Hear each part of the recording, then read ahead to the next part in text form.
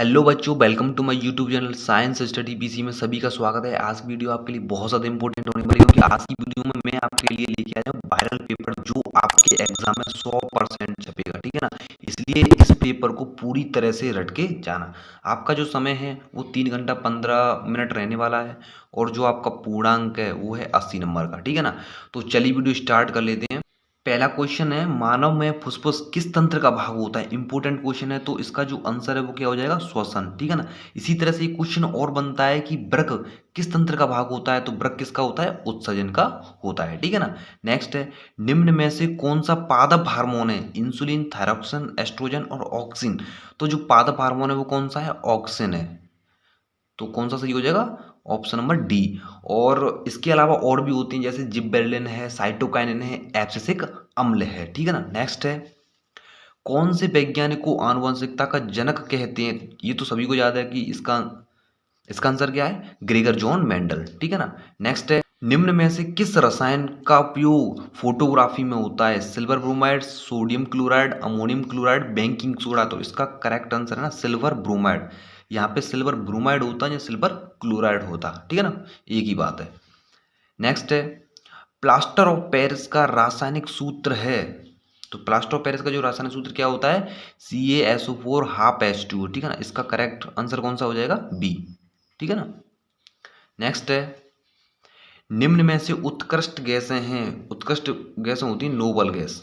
कौन सी गैस होती हैं, नोबल गैस। ये है O2, option number B H2, option number C He, option number D है आपका CO2। तो इसका जो करेक्ट आंसर है वो है हीलियम। देखो नोबल गैसेस कौन कौन कौन सी होती हैं आपकी, हीलियम है, नियोन है, ऑर्गन है, क्रिप्टॉन है, जिनो। ये सभी गैसें कैसी होती हैं, ये सभी गैसें उत्कृष्ट गैसें होती हैं।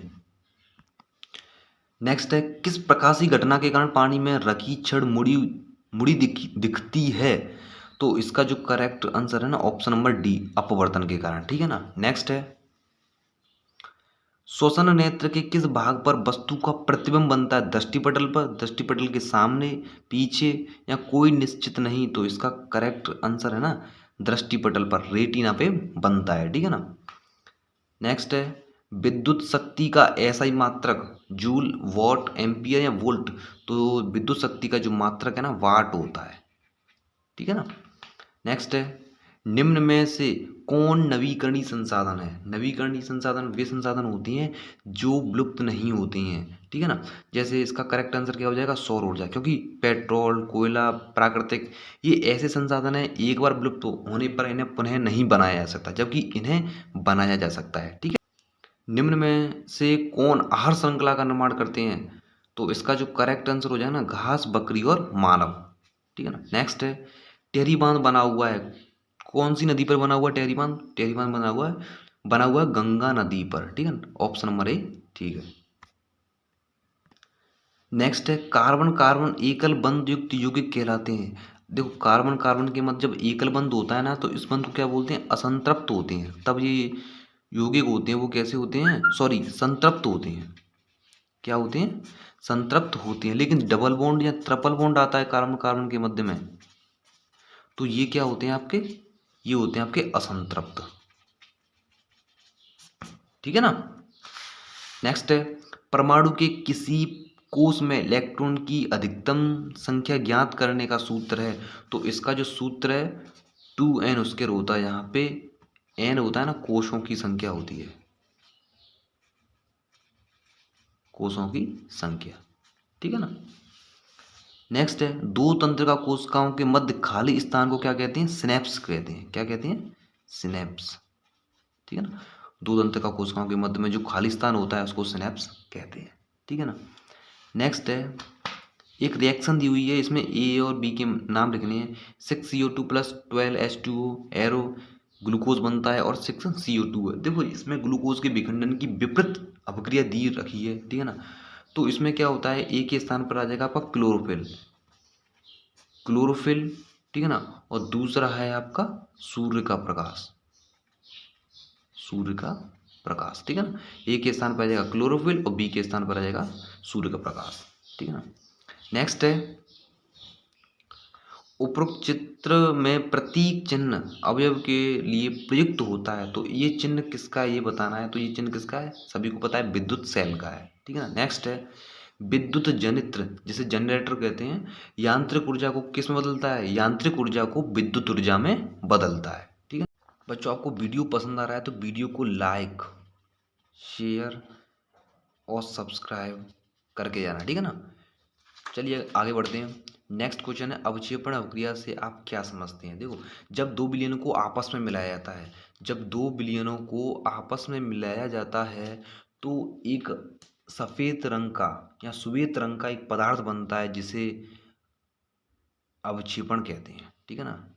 और ये अवक्षेपण होता है ना, अवलेय होता है। जिस अभिक्रिया में यह अवक्षेपण बनता है उसी अभिक्रिया को अवक्षेपण अभिक्रिया कहते हैं, ठीक है ना।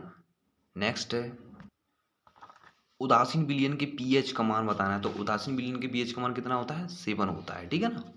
नेक्स्ट है मिश्र धातु के 2 उदाहरण लिखने हैं। मिश्र धातु के 2 उदाहरण कौन से हैं, एक तो हो जाएगा आपका पीतल, ठीक है ना, और दूसरा है आपका कांसा।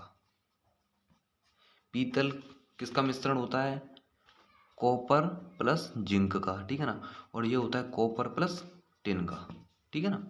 नेक्स्ट है मेथेन के इलेक्ट्रॉन बिंदु संरचना बनाइए। देखो मेथेन का सूत्र क्या होता है, CH4। अब इसकी इलेक्ट्रॉन बिंदु संरचना बनानी है, कार्बन, इसके चारों तरफ क्या हो जाएंगे, हाइड्रोजन, ठीक है ना।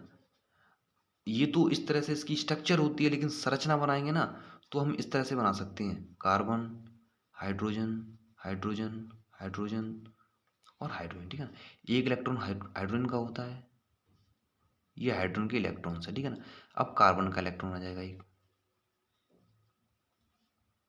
ठीक है, ठीक है ना। ये होती है मेथेन की इलेक्ट्रॉन बिंदु संरचना, ठीक है ना। आप इसमें इस तरह से भी कर सकते हो, ठीक है ना, बात एक ही है, ठीक है ना। नेक्स्ट है मेंडलीव की आवर्त सारणी की कोई एक कमी लिखिए। तो एक कमी क्या लिख सकते हैं हम, जो मेंडलीव की आवर्त सारणी थी वो किस पे आधारित थी, परमाणु द्रव्यमान पर। किस पर, परमाणु द्रव्यमान पर, ठीक है ना। नेक्स्ट है शरीर का संतुलन मस्तिष्क का कौन सा भाग करता है। तो इसका जो आंसर है ना, क्या हो जाएगा, अनुमस्तिष्क, ठीक है ना। नेक्स्ट है नर में पाए जाने वाले लैंगिक हार्मोन का नाम लिखिए। लैंगिक हार्मोन कौन सा होता है, वो आपका टेस्टोस्टेरोन,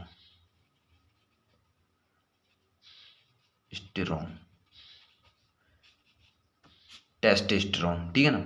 नेक्स्ट है विद्युत परिपथ में वोल्ट मीटर का क्या कार्य होता है। देखो इसमें क्या होता है, चालक होता है, चालक के 2 सिरे होते हैं, एक ये है एक ये, तो इनके जो मध्य में विभवांतर मापने का जो कार्य करता है ना, वो वोल्ट मीटर करता है, ठीक है ना। नेक्स्ट है जड़ चुंबक के चारों ओर चुंबकीय क्षेत्र रेखाओं का चित्र बनाइए। तो इसका हमें डायग्राम बनाना है। तो देखो इस तरह से एक छड़ होती है, इसमें 2 सिरे होते हैं, एक S और एक N। तो चुंबकीय बल रेखा क्या करती है, यहाँ से निकलती है इस तरीके से, ठीक है ना, और यहाँ पे समाप्त हो जाती है, फिर यहाँ से निकलती हैं इस तरीके से, ठीक है ना। इस तरह से आप बना सकते हो, ठीक है ना। जीवाश्म ईंधन के 2 उदाहरण लिखिए। तो 2 उदाहरण कौन कौन से हो जाएंगे आपके, एक तो हो जाएगा पेट्रोलियम, ठीक है ना, और दूसरा हो जाएगा प्राकृतिक गैस, और तीसरा है कोयला, ठीक है ना। नेक्स्ट है ओजोन परत का एक लाभ लिखो। तो ओजोन परत क्या करती है कि जो सूर्य से आने वाली जो अल्ट्रावायलेट होती है उनको रोकने का कार्य करती है। जो हानिकारक अल्ट्रावायलेट होती है ना, उनको रोकने से, पृथ्वी पर आने से रोकती है, ठीक है ना। नेक्स्ट हो जाएगा फ्लेमिंग के वाम हस्त नियम में अंगूठा किसकी दिशा को दर्शाता है। जो अंगूठा है ना, ये बल की दिशा को या चालक की गति की दिशा को दर्शाता है, ठीक है ना। नेक्स्ट है लोहे को जंग से बचाने के लिए 2 तरीके बताइए। 2 तरीके बताने हैं, ठीक है ना। तो इसमें पहला तरीका हो जाएगा पेंट करके, ठीक है ना, और दूसरा हो जाएगा ग्रीस लगाकर किया जा सकता है। इसके अलावा और भी होते हैं, जैसे यशत लेपन करके, मिश्र धातु बना के, ये सभी क्या होते हैं, लोहे को जंग से बचाने के लिए किए जाते हैं। नेक्स्ट है कार्बन के 2 अपर रूपों के नाम लिखने। 2 अपर रूप कौन कौन से होते हैं? एक तो होता है आपका हीरा और दूसरा होता है आपका ग्रेफाइट, ठीक है ना।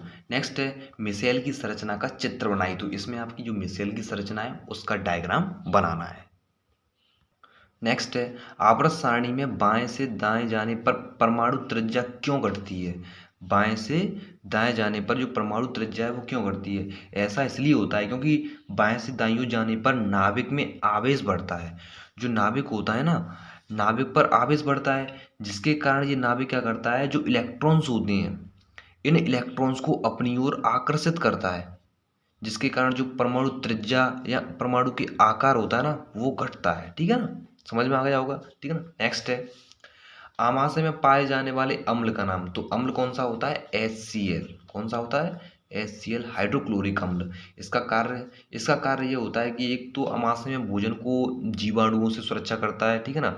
और दूसरा है यह जितने भी इनएक्टिव एंजाइम्स होते हैं उनको एक्टिव करने का कार्य करता है, ठीक है ना। जैसे आपका पेप्सिनोजन होता है ना, पेप्सिनोजन को पेप्सिन में बदलता है, ठीक है ना। इस तरीके से ये जो इनएक्टिव एंजाइम्स होते हैं उनको एक्टिव करने का कार्य करता है। नेक्स्ट है प्लेसेंटा किसे कहते हैं, वो इसका कार्य। देखो प्लेसेंटा क्या होता है कि यह माता के भ्रूण के मध्य एक संरचनात्मक क्रियात्मक इकाई होती है, इसी को प्लेसेंटा कहते हैं, ठीक है ना। इसका जो कार्य होता है, इसके द्वारा माता के जो ब्लड होता है, माता के ब्लड से भ्रूण को पोषण उपलब्ध कराया जाता है, ठीक है ना। नेक्स्ट है पुष्प की अनुदैर्ध्य काट का चित्र बनाना है। तो इसमें आपको पुष्प की जो अनुदैर्ध्य काट है उसका डायग्राम बनाना है, ठीक है ना। नेक्स्ट है लेंस की क्षमता का सूत्र और मात्रक लिखो। तो इसका सूत्र है P बराबर 1/F। तो ये होती है लेंस की क्षमता, ठीक है ना। इसका जो क्या पूछा है, मात्रक पूछा है ना इसमें, तो इसका मात्रक होता है डी, डायऑफ्टर, ठीक है ना। नेक्स्ट है किसी चालक का प्रतिरोध किन किन कारकों पर निर्भर करता है, ठीक है ना। इसका जो करेक्ट आंसर है ना, पहला है चालक की लंबाई पर, ठीक है ना। दूसरा है अनुप्रस्थ काट का क्षेत्रफल,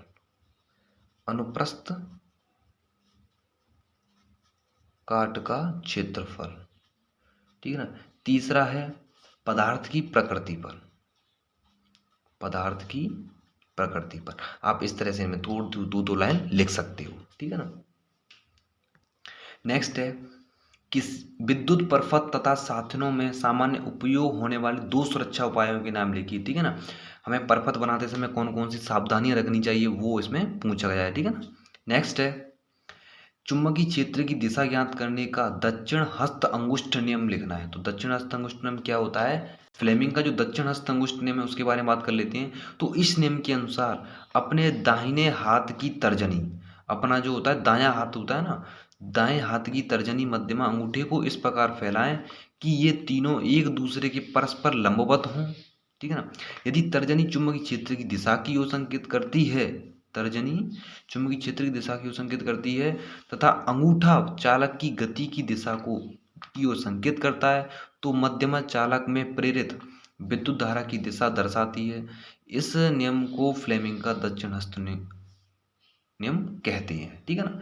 इस तरीके से आपको लिख के आना है। नेक्स्ट है दिए गए विद्युत परपथ में परिणामी प्रतिरोध ज्ञात करना है। तो 2 प्रतिरोध हैं, तो दोनों को जोड़ लेंगे, कितना आ जाएगा R बराबर 4, ठीक है ना। इस तरह से आपको करना है। नेक्स्ट है ऊर्जा के नवीकरणीय स्रोत और नवीकरणीय स्रोत को परिभाषित कीजिए। देखो नवीकरणीय स्रोत वे स्रोत होती हैं जो समाप्त होने पर पुनः बनाए जा सकते हैं, तो वो होते हैं नवीकरणीय स्रोत। अनवीकरणीय स्रोत वे स्रोत होते हैं एक बार समाप्त हो गए तो इन्हें पुनः बनाया नहीं जा सकता, तो इनको बोलते हैं अनवीकरणीय स्रोत। देखो नवीकरणीय स्रोत के उदाहरण कौन से हो जाएंगे?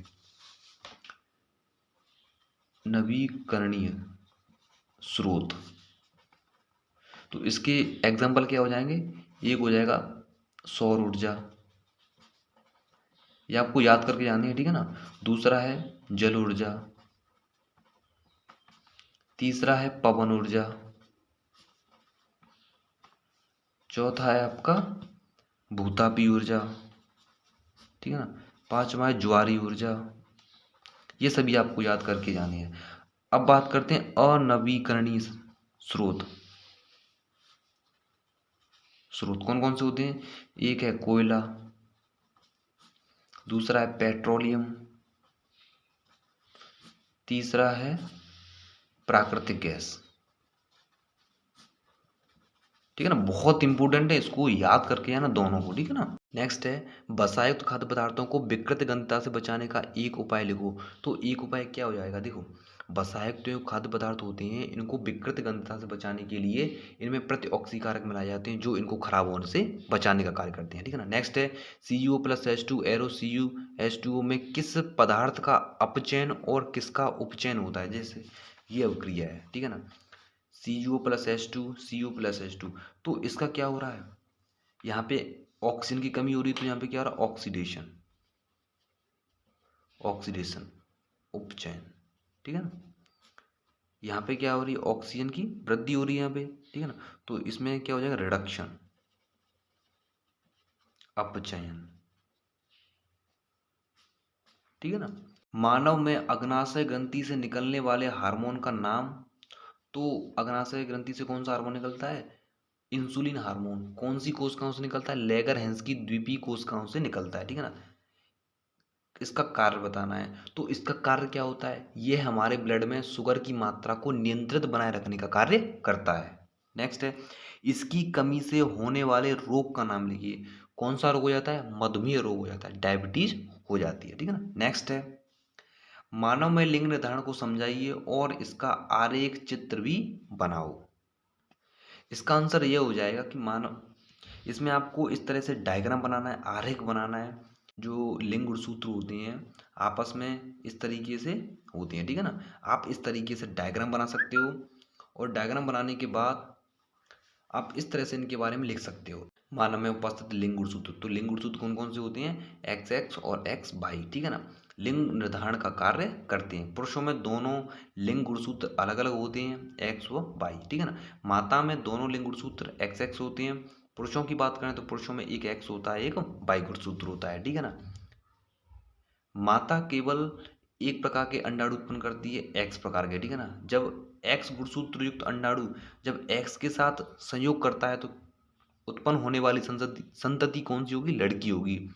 यदि पुरुष का Y गुणसूत्र X गुणसूत्र के साथ संयोग करता है तो बनने वाली जो संतान है वो क्या होगी? लड़का होगी, XY, ठीक है ना। इस प्रकार बच्चे का लिंग निर्धारण हेतु पुरुष के शुक्राणु ही उत्तरदायी होते हैं। इस तरह से आपको करना है, ठीक है ना। इसको भी आपको डायग्राम को बनाना है। दीर्घ दृष्टि दोष के निवारण के लिए कौन सा लेंस काम आता है? तो इसका आंसर कौन सा हो जाएगा? उत्तल लेंस। कौन सा लेंस? उत्तल लेंस, ठीक है ना। सूर्योदय तथा सूर्यास्त के समय सूर्य का रंग लाल क्यों दिखता है? सूर्योदय तथा सूर्यास्त के समय सूर्य रक्ता प्रतीत क्यों होता है? इस तरह से भी क्वेश्चन आ सकता है। तो इसका आंसर आपको इस तरह से देना है, जैसे जब सूर्य सिर से ठीक ऊपर हो तो सूर्य से आगे वाला प्रकाश अपेक्षाकृत कम दूरी लगे चलेगा, ठीक है ना। दोपहर के समय सूर्य श्वेत प्रतीत होता है क्योंकि नीले तथा बैंगनी रंग का बहुत थोड़ा भाग ही प्रकीर्ण हो पाता है। क्षितिज के समीप नीले तथा कम तरंगदैर्ध्य के प्रकाश का अधिकांश भाग कणों द्वारा प्रकीर्ण हो जाता है। इसलिए हमारी नेत्र तक पहुंचने वाला प्रकाश अधिक तरंगदैर्ध्य वाला होता है। इसलिए सूर्योदय तथा सूर्यास्त के समय सूर्य रक्ता प्रतीत होता है, ठीक है ना। इस तरह से आपको लिखना है। नेक्स्ट है व्यंजक चूर्ण का रासायनिक सूत्र व कोई एक उपयोग लिखिए। तो व्यंजक चूर्ण का रासायनिक सूत्र क्या होता है? CaOCl2, ये होता है आपका व्यंजक चूर्ण, ठीक है ना। इसका उपयोग क्या होता है? इसका उपयोग पीने के पानी को शुद्ध करने में या जीवाणु रहित करने में इसका प्रयोग किया जाता है, ठीक है ना। नेक्स्ट है बेकिंग सोडा का रासायनिक सूत्र। तो बेकिंग सोडा का रासायनिक सूत्र क्या होता है? NaHCO3, ठीक है ना। कोई एक उपयोग लिखिए। तो इसका उपयोग सोडा अम्ल अग्निशामक में इसका प्रयोग किया जाता है, ठीक है ना। अम्ल तथा क्षार में कोई दो अंतर लिखिए। तो अम्ल और क्षार में दो अंतर लिखने हैं। कौन कौन से अंतर लिखने हैं? जैसे ये है अम्ल और ये है अम्ल और एक है क्षार, ठीक है ना। अम्ल की बात करते हैं तो इसको हम इस तरीका से याद कर सकते हैं, अनीला, ठीक है ना। आ से अम्ल हो जाएगा, नी से अम्ल होते हैं वो नीले लिटमस पत्र को लाल करते हैं, ठीक है ना। एक अंतर तो ये हो जाएगा, नीले को लाल करते हैं, ठीक है ना। और दूसरा हो जाएगा अम्ल स्वाद में खट्टे होते हैं। इसी तरह से इसका विपरीत कर सकते हो क्षार में। क्षार होते हैं वो लाल लिटमस पत्र को नीला करते हैं और स्वाद में कड़वे होते हैं, ठीक है ना। इस तरह से आप याद कर सकते हो। ठीक है बच्चों, तो जितने भी मैंने इंपॉर्टेंट क्वेश्चन थे वो कराने की कोशिश की है, ठीक है ना। बहुत ज़्यादा इंपॉर्टेंट क्वेश्चन है, पेपर में जाने से पहले इनको रट के जाना, ठीक है ना, क्योंकि आपको ज़्यादातर क्वेश्चन यहीं से मिलेंगे, ठीक है ना। वीडियो अच्छा लगा है तो वीडियो को लाइक शेयर और सब्सक्राइब करना हमारे चैनल को, ठीक है ना। और मिलते हैं किसी नई वीडियो के साथ, तब तक के लिए जय हिंद जय भारत।